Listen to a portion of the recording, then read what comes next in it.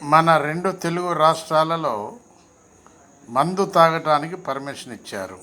మందు అంటే వైన్స్, సారాయి, ఇట్లాంటి మత్తు మందులు తాగటానికి పర్మిషన్లు ఇచ్చారు. తాగమని ప్రోత్సహిస్తుంది గవర్నమెంట్ కూడా. అదేవిధంగా తాగి తాగి తాగి వాళ్ళ యొక్క లోపట ఉన్నటువంటి స్పేర్ పార్ట్స్ పాడైపోతే మేము చచ్చిపోతాం, మాకు ఏదన్నా మందు ఇవ్వండి అని అంటే గవర్నమెంట్ ముందుకు రాదు. చచ్చిపోవటానికి ఇష్టపడదు గవర్నమెంట్.